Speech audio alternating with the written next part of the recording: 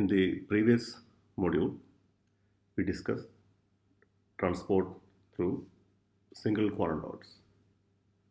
We discussed the single electron charging phenomena, Coulomb blockade oscillations, transport in large quantum dots, Coulomb diamonds, transport in smaller quantum dots, single particle states, and all those properties. So in this module, we will discuss transport in double quantum dots or coupled quantum dots. And the charge stability diagram, transport in low bias and high bias regimes. And the next lecture, we will discuss the transport in small double quantum dots. So in this lecture, we will discuss transport in larger double quantum dots. Okay. All these quantum dots are actually realized by electrostatic gating, but the physics that we are discussing is applicable to any kind of quantum dots which are coupled. Okay, so here what you are seeing is a gated double quantum dot device, a scanning electron micrograph of a gated double quantum dot device, where all these bright electrodes here represent the surface gates, and when you apply voltages, you will form two quantum dots and they are coupled. When I say coupled, what that means is they are tunnel coupled. So the device or the system that we are going to discuss in this lecture and the next lecture is two quantum dots. They are tunnel coupled. They are in series with an external circuit. So what that means is the electrons can tunnel from one quantum dot to the other and then go to the tilts or the other direction.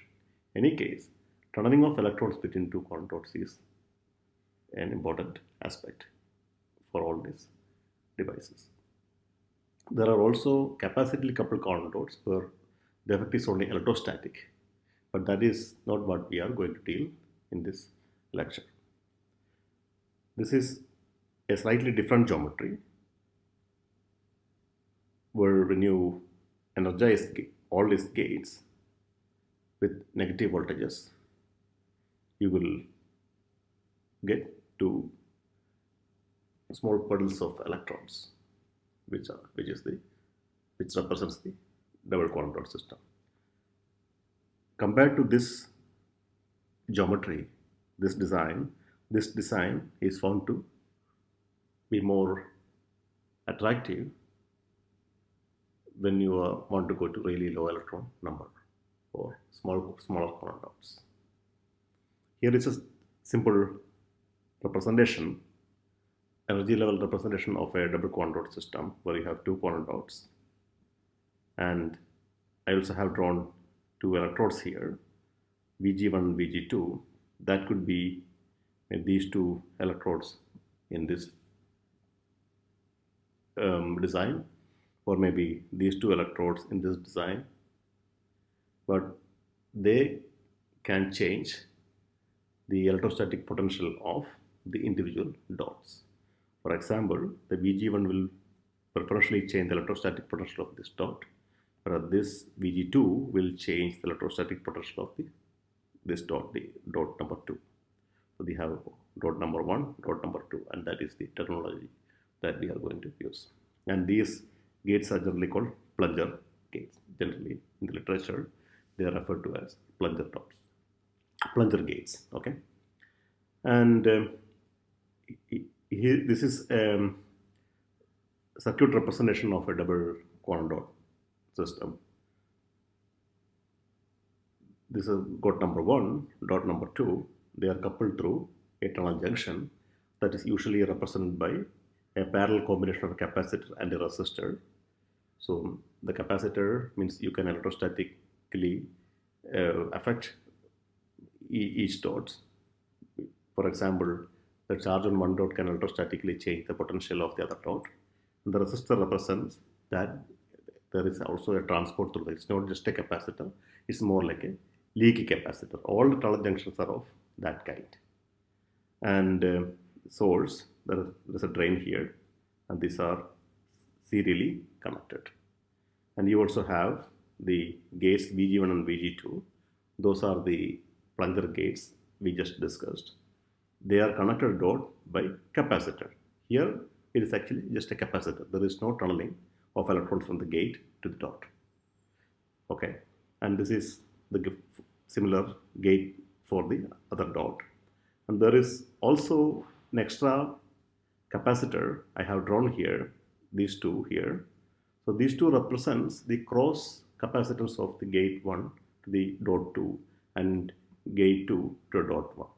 So these are really small geometries, structures, falls under few hundreds of nanometer, and the latest design, the latest generation of quantum dots are even sub 100 nanometer, in the sub 100 nanometer range. So changing the voltage on one gate will change the electrostatic potential of that dot, but that also will affect the electrostatic potential of the other dot. That means there is a cross coupling from gate 1, the gate of one quantum dot to the next quantum dot. Okay, so that is also there, that is also present always, but most of the discussion we will not concentrate on that aspect. That's kind of, you can think that's kind of an artifact of this design. Okay, but that is always going to be there, and the experiment you always will take care by compensating that voltage or that potential by applying an extra or additional potential onto the some other gate. So those are fine experimental details which will not be a part of this discussion. Okay, so what we have is, we have two quantum dots. They are connected through tunnel junction, and each of these quantum dots are actually connected to the source on one side and the other dot to drain on the other side. Okay, and there are capacitively coupled gates which will enable you to change the electrostatic potential of the dot, and there is also a cross coupling capacitance that also will have effect on how you get how you look at the data, how you really visualize the charge stability diagram. Okay, that we will touch upon as we move on. Okay, all right. Now let's consider the Char transport property. Okay, so what we have is, we have two quantum dots. This is dot number 1 and dot number 2. Okay, and you have energy levels, charging energy levels. In this discussion, I am not concentrating on the single particle levels. Okay, what I have represented is the electrochemical potential of the dot with the different number of electrons. Those are not the single particle levels. Now, and the assumption is these two dots are in series. You have source, dot 1, dot 2, then drain. So with n1 electrons on one dot and n2 electrons on the other dot. So the transport requires a change in number of electrons in this dot.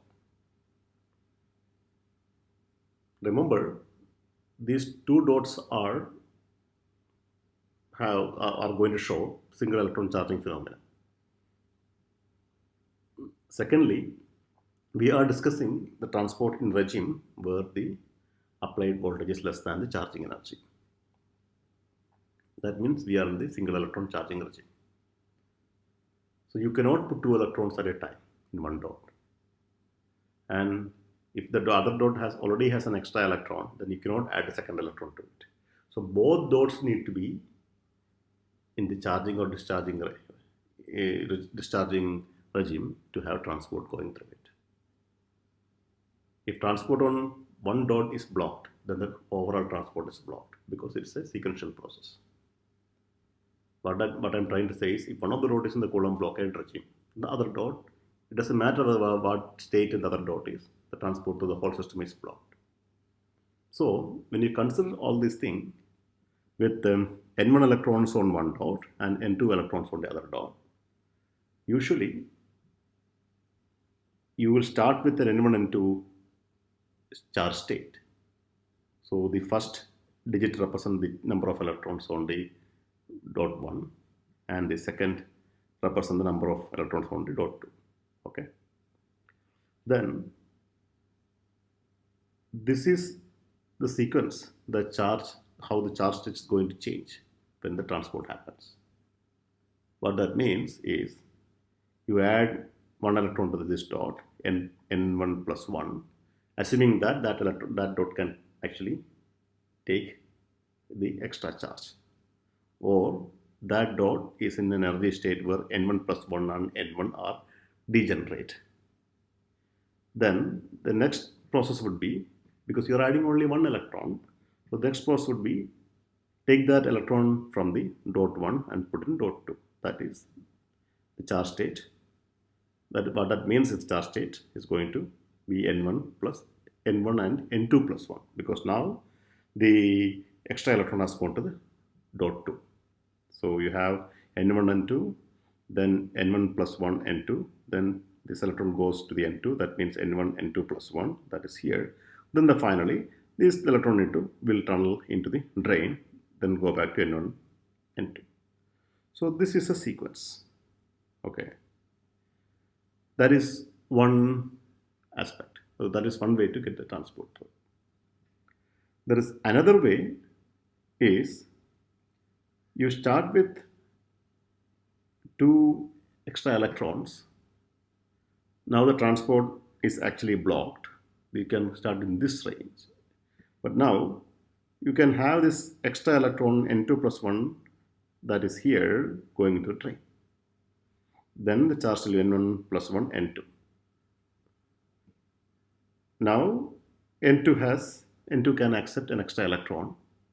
So that can go from n1 plus 1 state. So this becomes n1 n2 plus 1.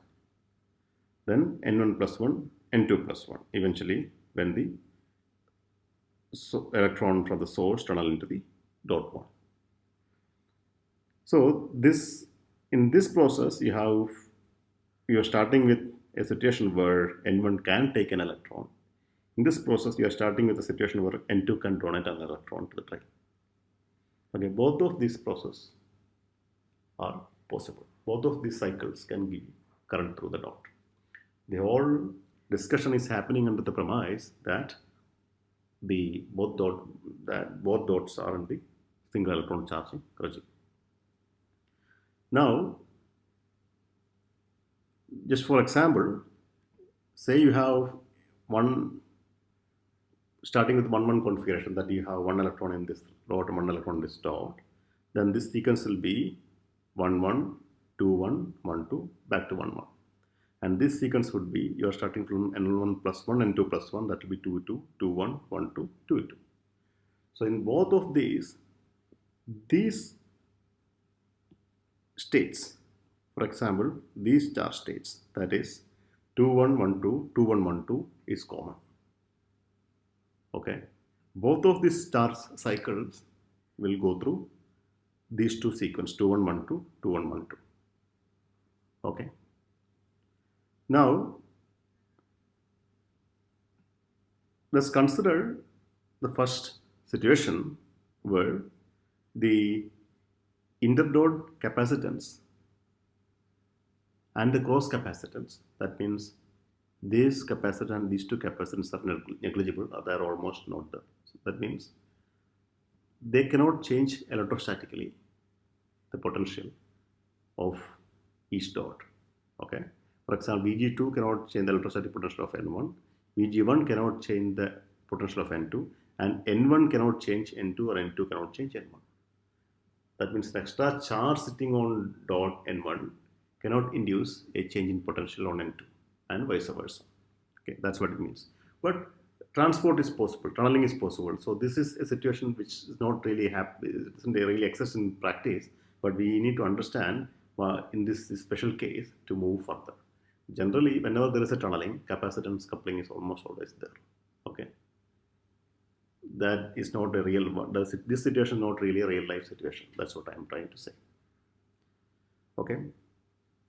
So in this special case, when I'm saying cross capacitance and inter-node capacitance are not there, what that means is charging and discharging events of each node is not going to affect other node.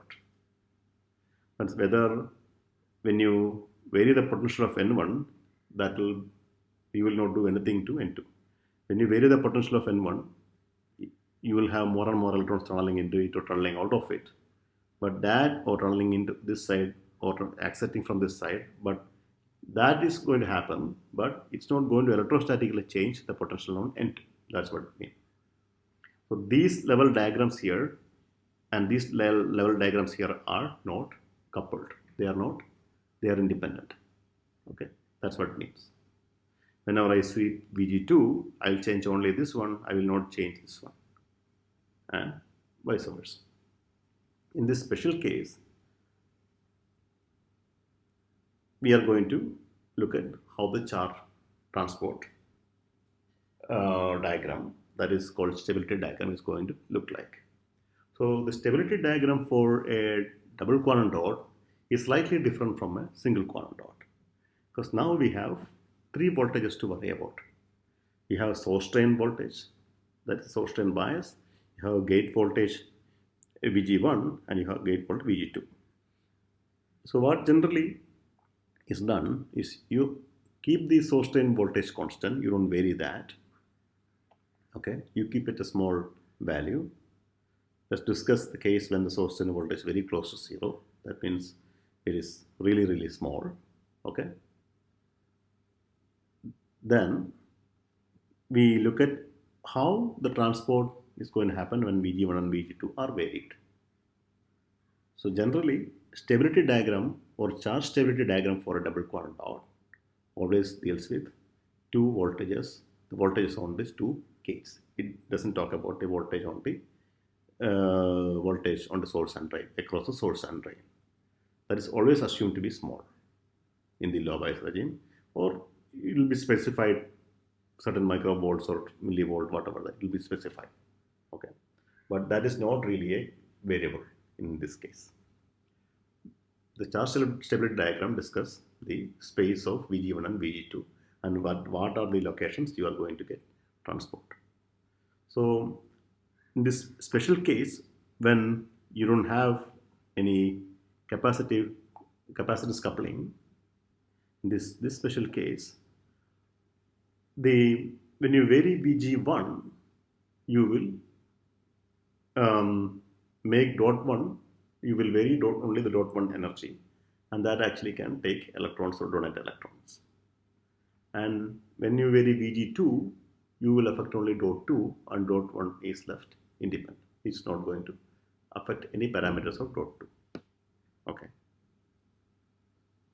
In this situation, to get transport through the system, you need to have both dots basically ready to accept electrons or donate electrons in a sequential manner. These are places where the energy degeneracy of each dot crosses. That means when the energy level of each dot is such a way that it actually can fluctuate the number. That is, N1 can be N1 plus 2 and N2 can be N2 plus, N1 can be N1 plus 1 and N2 can be N2 plus 1 or minus 1, or here also minus 1. These energy levels should be happen at the same point. That means VG1 and VG2, whenever VG1 enables the fluctuation of electron number on dot 1 and the VG2 enables the fluctuation of electron number on dot 2, these 2 points need to cross. What that means is, for VG1, when you vary that voltage, you will have various points where you can get the Coulomb blockade peaks. And when you vary VG2, you can also get a series of Coulomb blockade peaks, but these two need to coincide. So those are represented by wherever these two lines cross.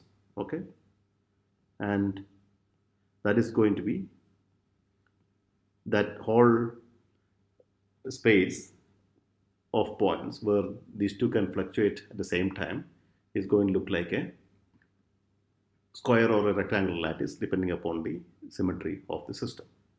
Okay. So in this case, I have assumed they are symmetric. So you are going to get a square lattice. A point, these 2 points will be represented by a square lattice in VG1, VG2 space. So let's consider one specific point here, which is what we discussed here. That is, you can start from a situation where you have N1 and N2. Then you need to go through this sequence that N1, N1 plus 1, that is in this region, then N1, N2 plus 1, then back to N1, N2. That's what it is. So you are going through this cycle. So these three charge configuration, 1, 1, 2, 1, 1, 2, back to 1, 1. And this specific case, you are starting from here and you are going 2, 1, 1, 2, and back to 2, 2. So you can see that in this specific case, 1, 2, and 2, 1 charge states, and the voltage at which these two charge state overlap is one particular voltage, VG1 and VG2. Okay. So this is the situation when you have Cm, that is the capacitance between the dot, and these two cross capacitance are 0. When these two are 0, what you are going to have is a square lattice or a rectangular lattice of points wherever you are going to get currents through it. So these points represents in a IV characterization, in a current voltage characterization, the points on the gate voltage space, VG1 and VG2 space, where you are going to get non-zero current. So if you take a measurement with VG1 and VG2 varying and apply with a small bias, in this specific situation, the points or the gate voltages at which you will get non-zero current will look like a rectangular or square array or lattice. That's what I want to say. Okay. Now let us go to the next situation where these capacitances, the cross capacitances, are not 0. We are still considering Cm is 0. The interdot capacitance is 0, but the cross gate capacitance is not 0. But they are small. What that means is varying the voltage on one of the dot gate is going to affect the other dot also. So if you apply negative voltage on VG2, this will push these levels up, but that is going to push these levels on this also slightly up, because that capacitance is negligible, not negligible, but it is not 0. So there will be some rise in the levels of this dot also. That means the charge degeneracy point for this dot also will get affected by varying the gates on this dot. Okay. So what that means is the charge degeneracy point of this dot also will get shifted when you vary this gate, and vice versa. So again, the charge cycle is same, N1, N2, N1 plus 1, N2, N1, N2 plus 1, N1, N2 for this, and N1 plus 1, N2 plus 1, N1 plus 1, N2, then N1, N2 plus 1, and N1 plus 1, N2 plus 1. That is still a cycle. But what happens is, because of the cross coupling, the perfectly square or rectangular looking stability diagram is going to get slightly tilted now. And this is the way to look at that. Previously, these lines were straight. Okay. Those lines represent the charge degeneracy points. But because the charge degeneracy point is going to get affected by varying the other gate, you need to compensate whatever the variation onto its respective gate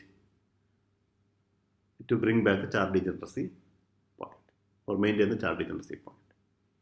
So what that means is, when you this perfectly perpendicular or parallel looking, horizontal or vertical looking, this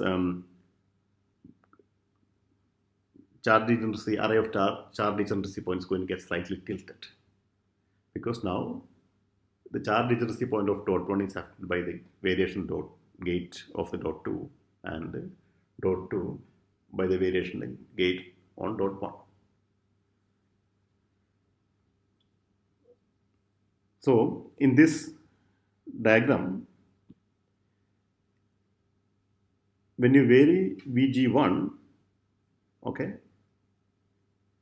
now 1 and 0, this is the charge degeneracy point for this one, and this is charge degeneracy line for 1, 0 and 2, 0. That means you are varying only the electron number of one of the dot. But that point, though all those things used to happen perfectly horizontal line, now got slightly shifted towards lower negative voltage, because varying Vg1 positive is going to affect where the charge degeneracy point of dot 2, so Vg2. So you can see that whenever you take Vg1 positive, you have to take Vg2 negative. That line is going to go slightly lower to compensate or keep that point, charge degeneracy point, same. And similarly, whenever the Vg2 is positive, you can see this line is going to go more into the positive side, then this line is going to go more on negative side. Okay, when this line goes to positive side, this line basically goes to negative side. Okay, what that means is, this cross capacitor is going to tilt the overall stability diagram, both charging lines for both dots, okay, so that the shift because of voltage is compensated. Okay, so that is the effect when you have the cross capacitance enabled. Now let's look at the real situation where you have both interdot capacitance and the gate capacitance and cross gate capacitance are non-zero. That means all these capacitance are shown in this diagram is there. So previously I had this situation where the charging lines for dot 1, dot 2 are actually not perpendicular, but they are tilted. That is this situation. Now you also have Cm, that is the interdot capacitance, also non-zero. So the effect of that would be the N1, N2 and N1 plus N2 plus 1, they cannot now lie in the same gate voltage. Previously, the 2-2 configuration and 1-1 configurations are degenerate at this point. At this point, you can have 2-2 or 1-1. That means the extra electron on dot 1 and dot 2 is not going to affect the potential. That and 1-1 electron and 2-2 electron happens at the same gate voltage. That is because the extra electron on dot 1 is not affecting dot 2. The extra electron on dot 2 is not affecting the potential of dot 1. But now that is not the case. When you have the capacitance, the extra electron on dot 2 is going to put a more negative charge or a lower potential on dot 1. Okay, what that means is 1-1 and 2-2 configurations cannot be degenerate. They can never be at the same point. That they will be shifted. They will be pushed. That means 2-2 can happen only at a slightly positive gate voltage compared to 1, 1, because that has an overall negative charge. That means you need, yeah, that charge configuration can be pulled to the transport regime only by the application of more gate voltage, or making the gate voltage more positive. What that means is, in the 1, 1, 2, 2 will be displaced such a way that 2, 2 will be slightly on the positive side and 1, 1 will be slightly on the negative side. Previously they were like this, now they will be shifted, and that is what we are seeing here. So you had this one originally, and that will be now shifted. Then of course the charge transport cycle is not going to get affected anyway, because that is still going to happen the same sequence. So then previously the diamond shaped looking. So you started with the square or rectangular array of these non-zero current points in the VG1, VG2 space. Now that, and after enabling the cross gate capacitance, those start looking like a diamond shape. Okay, and that is what we had here. Now this one, by the introduction of the interdot capacitance, each of these points now is split into two, and it's going to look like a honeycomb diagram now. So each of these points previously was 1 point, right? Now they split into two, and now the charge stability diagram is going to look like a honeycomb structure, something similar to this, something as shown here. And this is how you label this charge configuration. So VG1, VG2 will look like a honeycomb, and that is the realistic picture. That's how a tunnel coupled contour stability diagram should look like. Okay. So we started with no capacity coupling, then enabled the cross gate capacity coupling, then these lines got tilted. Now enabling the interdot capacitance, you got these 2 points split, 2, 2, 1, 1, 1. Okay.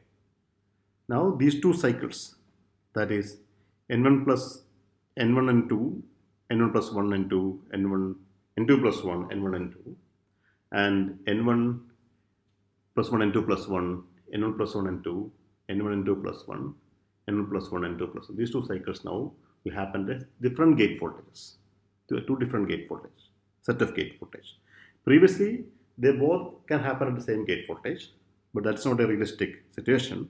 Now, this happens at a slightly positive gate voltage, but this happens at a slightly negative gate voltage. So, these 2 gate voltages and these 2 gate voltages. Okay.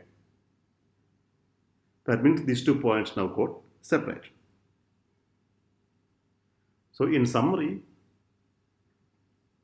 what we have is, to have transport happening through the system, you need 3 charge states, that is N1, N2, N1 plus 1, N2, N1, N2 plus 1, and N1, N2 degenerate. And similarly, another case, starting from N1 plus 1, N2 plus 1. If you look carefully, this is one of 2 of those edges, 2 of those motifs of the honeycomb. In this case, this is like an electron going in one direction. If you check the other one, you start with an electron tunneling out of system to drain. That is equivalent to a hole tunneling into the system. So if you look at this one, you start from here, electron tunneling out, then electron tunneling into this dot from the dot 1, then finally the electron tunneling from the source to dot 1. This is like a hole going backwards. This is the electron going forward. This is like hole going backward.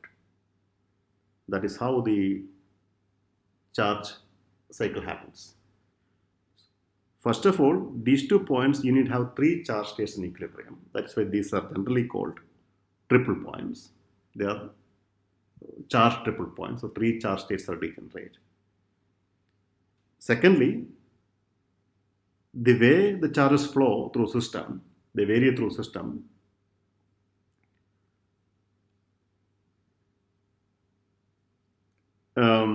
Looks like electron going through the system the forward direction for the lower triple point, whereas the hole going into the reverse direction that will drain to source. That is in both cases. Let's be clear here. In both cases, transport always happens by the motion of electrons. This is an electron quantum dot. It's not a hole quantum dot. What I'm discussing. You can also have hole quantum dot. Okay. But in this case, the way you can visualize this one is like an electron going in the reverse direction. Okay. And when you have none of this coupling enabled, what that means is none of this capacity coupling like interdot capacitance or cross-gate capacitance enabled, you have only two directions. You had only two vertical, the vertical direction and the horizontal direction, right? Because all these points were arranged like a square or a rectangular lattice. In the VG1,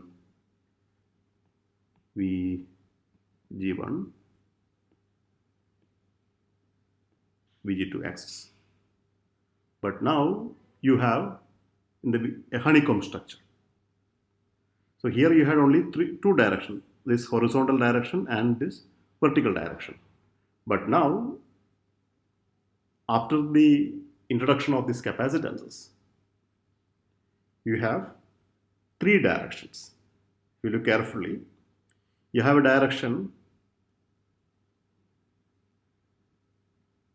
this way, and you have another direction this way, and you have three directions in the system. Okay. And these three directions, you need to go through these three directions, you need to vary the voltage on both gates. Okay. For example, if you go through this direction, this red line, you will vary only the potential of the dot 2. So now remember, previously you are going perfectly vertical for dot 2, because that is under assumptions that you are not changing anything regarding dot 1. Okay. Now, if you go straight vertically up, you will change the potential of dot 2, but you will also change the potential of dot 1. So to compensate that, you need to go in slightly at an angle in the stability diagram, so that you are not changing only voltages on the dot gate 2, but you are also changing the dot gate from voltage 1. So the upward direction in this angle is making the voltage on dot 2 positive, but making the voltage on the VG1 at dot 1 negative. That means whatever you are going to induce on dot 1 by dot 2 need to be compensated to keep that levels there, keep that level steady. So if you go straight up on VG2, then you will vary both dot 1 and dot 2. So the degeneracy lines for individual dots are now tilted. That's what we discussed in the previous slide.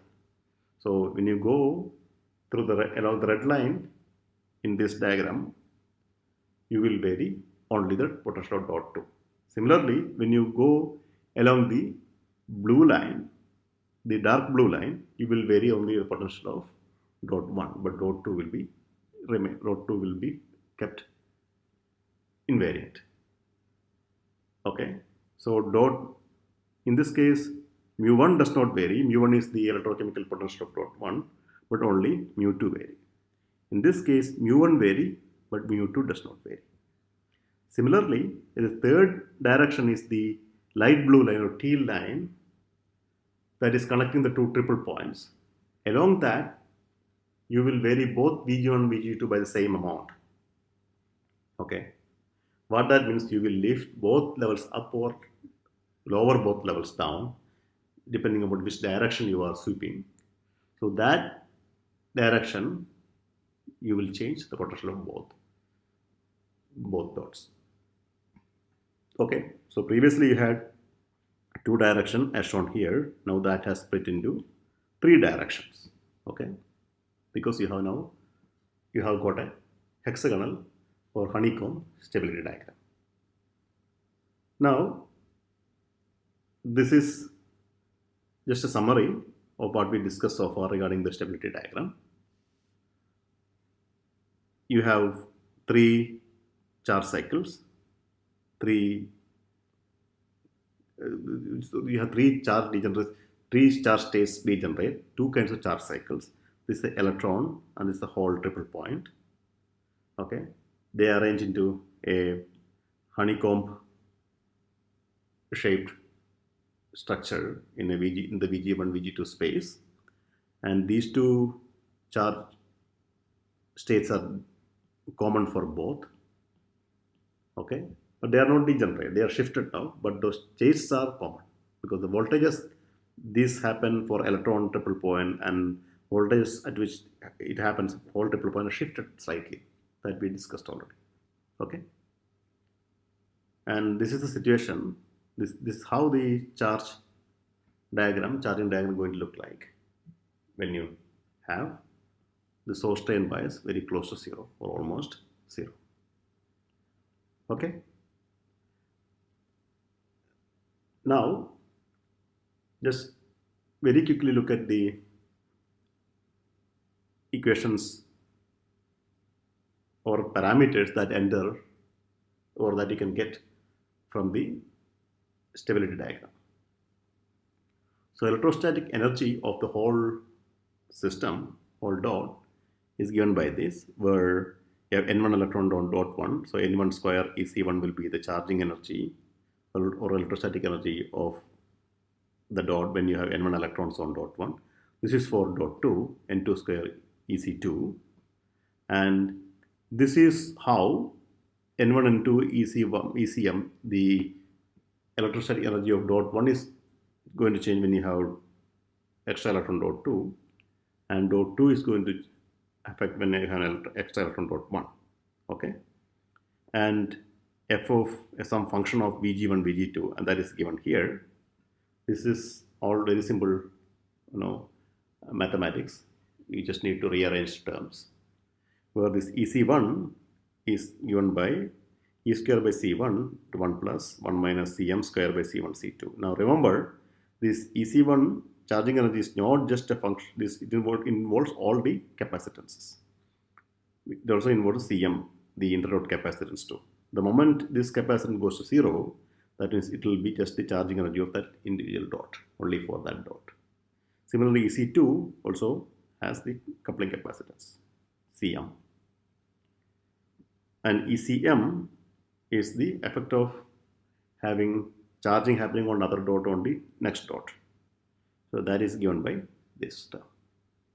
So when you have the interdot capacitance ECM0, the whole electrostatic energy will reduce to the sum of two electrostatic energies of two dots. This is the electrostatic energy of dot 1, this is the electrostatic energy of dot 2. So when you have the Cm, the interdot capacitance 0, this will be for the dot 1 and this will be for dot 2. That's it, because there is no effect of charging of one dot on the other.